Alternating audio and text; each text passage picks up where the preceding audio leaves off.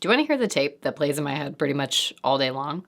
Who do you think you are? You suck. You didn't say that, did you? Did you see how they looked at you? How can you be this far behind? You think that's good? What kind of business owner are you? Ugh, and did you catch a glimpse of yourself in that reflection? Yeesh. Sound familiar? No wonder we're burnt out at the end of the day having to listen to these stories all day long.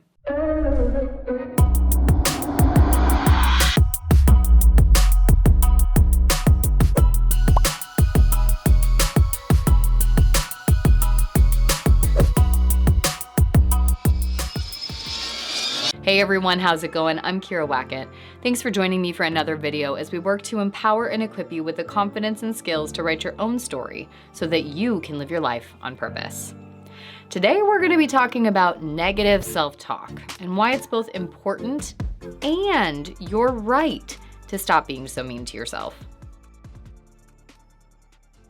We've all heard the phrase, "You wouldn't talk to others the way you talk to yourself, would you?"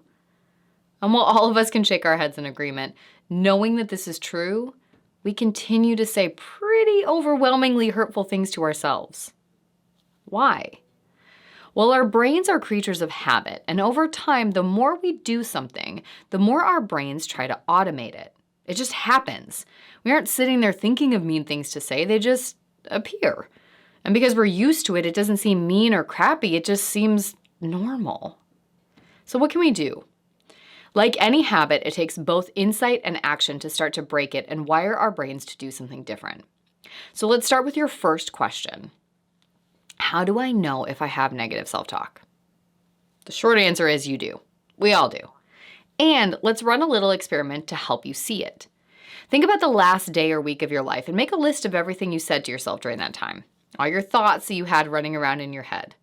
Think about all of your different roles that you went in and out of during that time, maybe tasks you performed, and write down any thoughts that came up for you or that you can think about now, and take note of how you treated yourself as you look back on each of those roles.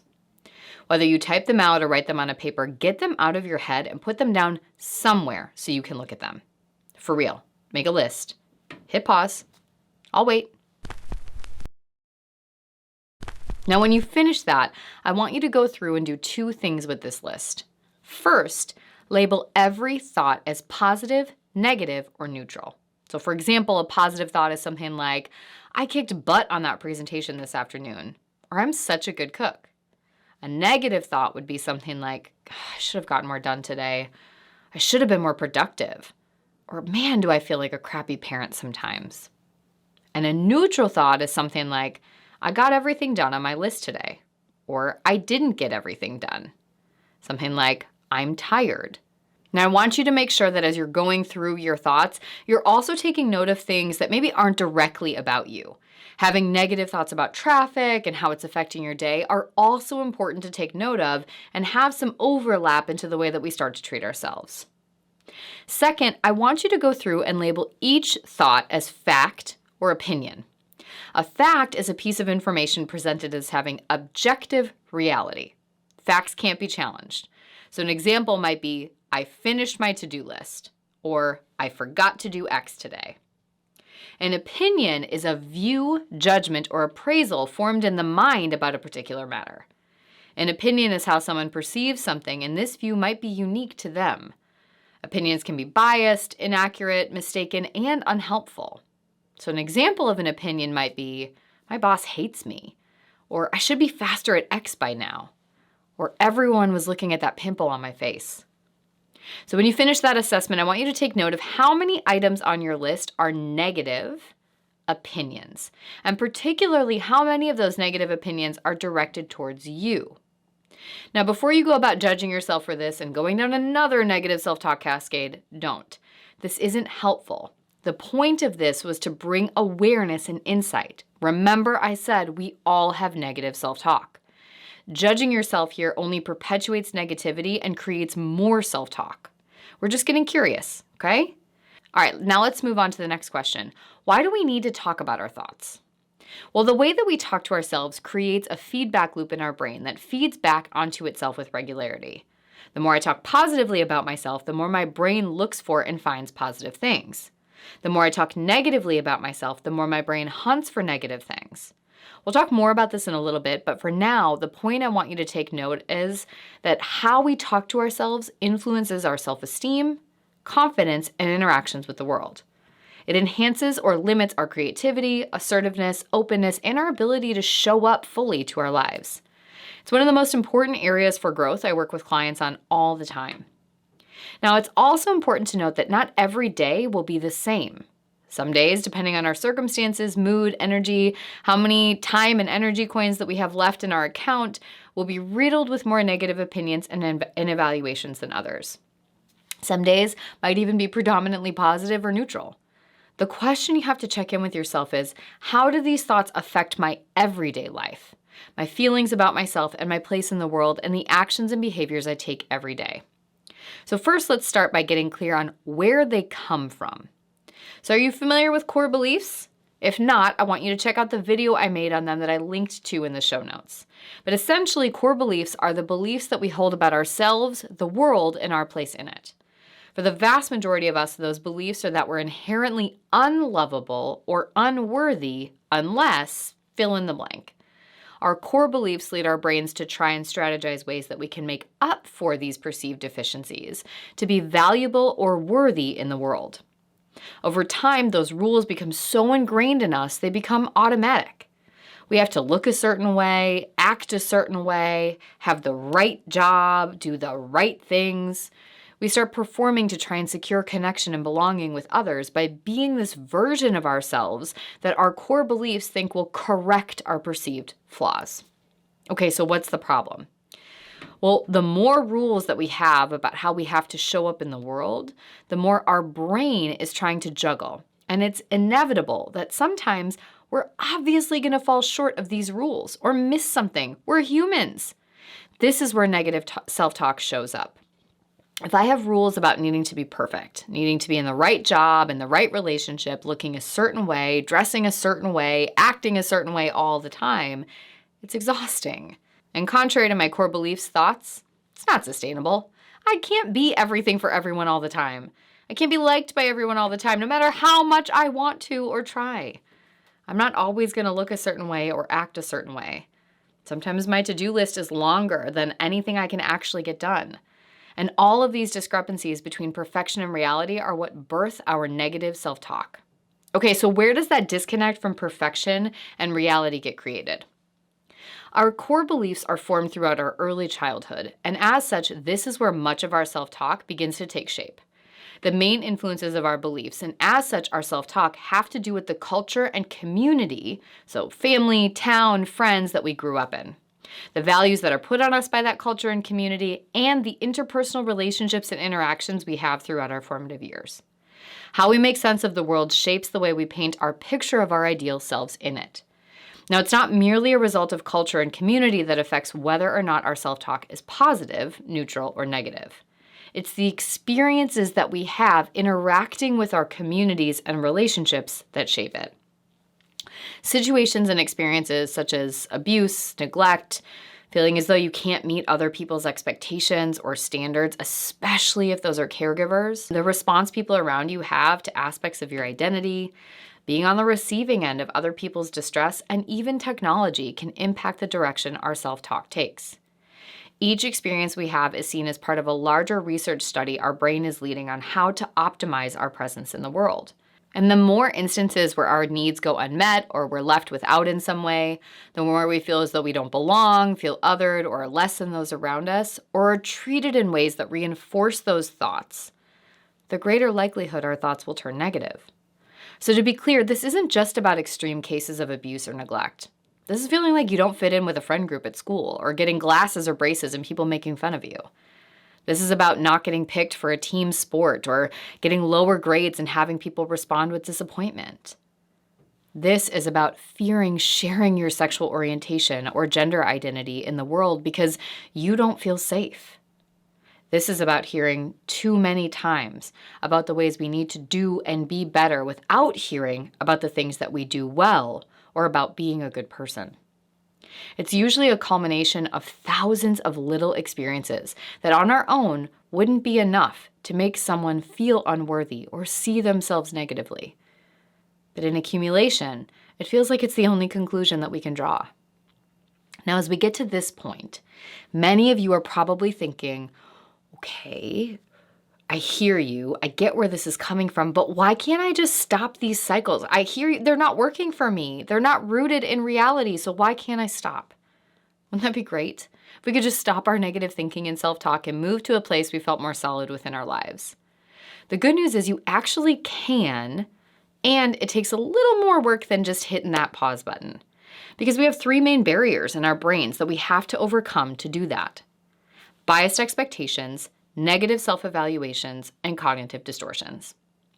Biased expectations are your preemptive assessments of how you'll do or how things will go in a future situation. It's about a job interview, presentation, difficult conversation with a loved one, or even going out to karaoke with your friends and assuming that it'll go poorly or that you won't do well. It's the limiting thoughts that you have about yourself without any evidence that it's actually going to go poorly. It's just an assumption rooted in bias that things will go bad. And the problem with this is that how often have you actually been anxious or nervous and assumed something wouldn't go well? Maybe like taking your driver's test and you're anxious. Did you worry about parallel parking, or did you worry about backing up straight like I did, which is honestly the hardest thing in the world to me. I don't understand why. Do you think the test went as well as it could if from the beginning I was anxious and I told myself I wasn't going to do well? No. Because that preemptive distress dumped a bunch of stress hormones and poisonous chemicals into your body that changes your reaction time, limits your ability to think logically, and affects your thoughts, feelings, and behaviors about the overall event. Negative self-evaluations are the post-event activity or interaction evaluations. It's that feeling that you get when you leave a networking meeting or a gathering with your friends and you immediately start thinking about what you did wrong, what you should have said, or what you wish you had done. It's about rewriting an experience through tainted lenses that put you as the problem of the narrative and get in the way of you seeing things from a neutral space. Now, I do this a lot when I leave speaking events or other workshops that I lead, where my brain immediately tries to find all the ways that I screwed up. The problem is that it tries to coax me into letting it go there, saying that it's about finding ways to do and be better and to grow as a speaker. But that's not really true, and both me in here and me up here do know that. So now my rule is that I can't even think about a speaking event, try to assess places to grow or what I did well until at least 48 hours after the event. Because then all of those chemicals that have been dumped into my body before, during, and after the event itself have been cleared, or at least mostly cleared and out of my system. And then I can think about things from a more neutral space. And finally, that third piece we have to work through, cognitive distortions, are tinted lenses that make it hard to see the world from an accurate lens or picture. These distorted ways of thinking make us minimize positive experiences, bring about an endless list of shoulds and musts, and take every negative experience and expand it to feel like everything sucks or that we're terrible. And it does what's called all or nothing thinking, which means that our brain sees only in extremes. If I can't be perfect, I shouldn't do it at all. If one person thinks I suck, then everyone thinks that I suck. These thoughts, like our self-talk, are automatic and feel rational and logical because it's the main way we have come to view the world.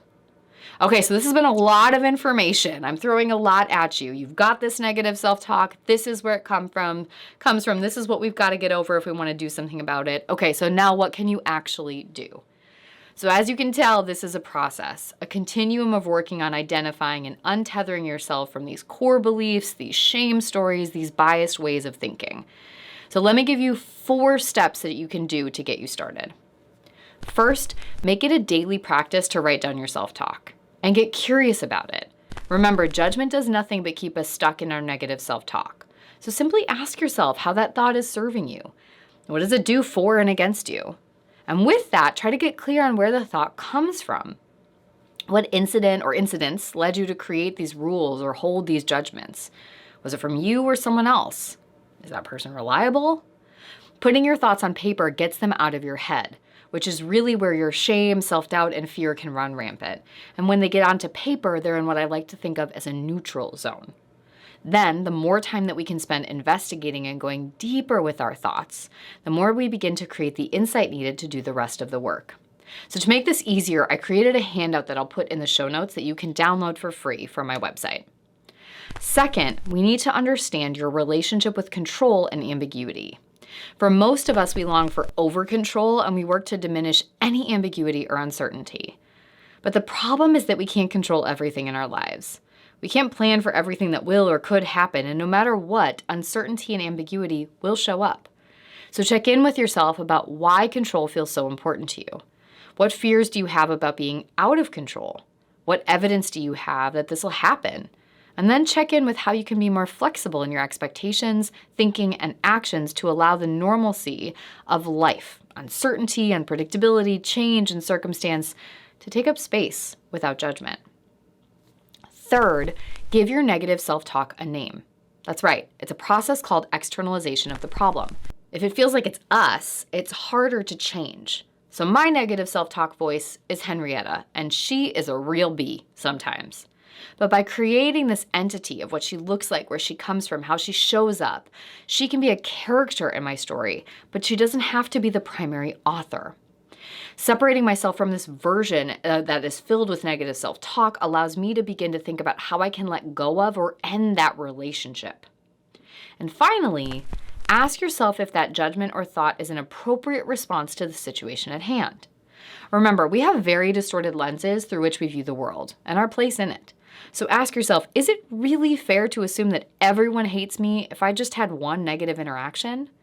Is it fair to say that I never do anything right because I made a mistake today? Could I be jumping to mass conclusions versus saying, I made a mistake today and that was hard, or this person might not like me and I'll be okay? Take the all or nothing power out of it and work on crafting a response that's equal to the situation at hand.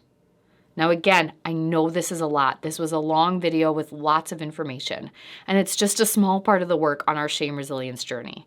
But remember, you're not alone in this process, and if you're interested in diving deeper but need more support, accountability, and community, click the link in the show notes to learn more about my program, That Life AR, and book a free consult call so we can see if working together can get you what you need in this part of the process and the rest of the journey to shame resilience as well.